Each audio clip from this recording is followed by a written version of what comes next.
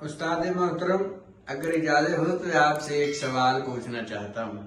اگر چھپکلی پر پاؤں پڑ جائے تو کیا کرنا چاہیے؟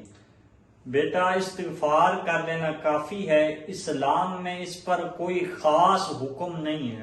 حضرت جی، ایک اور بات میرے ذہن میں آ رہی ہے، آپ سے سیکھنے کا موقع مل رہا ہے۔ جی۔ رات کو بال کاٹنا کیسا ہے؟ رات ہو یا دن، دونوں صورت میں بال کاٹنا جائز ہے۔ قبلہ محترم، اگر مناسب سمجھے تو ایک اور سوال پوچھنا چاہتا ہوں، کیا رات کو آئینہ دیکھنا منع ہے؟ جی ضرور، میں اس کا جواب دینا چاہوں گا۔ رات میں آپ آئینہ دیکھ سکتے ہیں، دن میں بھی رات میں بھی۔ استاد جی، میں نے ایک اور بات سننی چاہتا ہوں، اس پر آپ کی روشنی ہو۔ کیا کسی کے اوپر سے گزرنے سے قد رک جاتا ہے؟ نہیں، یہ صرف ایک غلط عقیدہ ہے، شریعت میں اس کا کوئی حکم نہیں ہے۔ حضور رہنمائی فرمائیں۔ جی ایک ضرور۔ عجیب بات سن رکھی ہے، کیا خالی جھولا جھلانے سے جنات آتے ہیں؟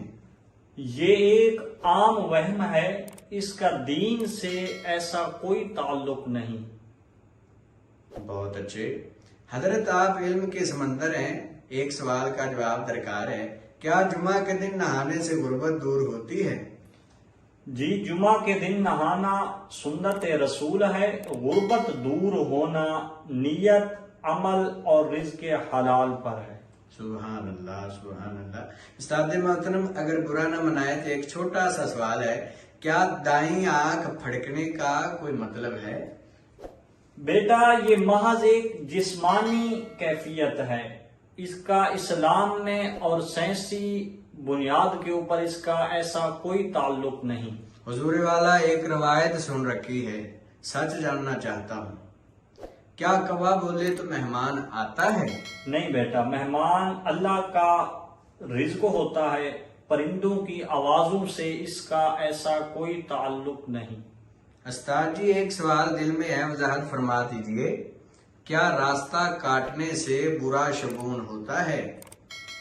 دین اسلام میں شگون لینا منع ہے، ہر بات کا تعلق تقدیر اور نیت سے ہوتا ہے۔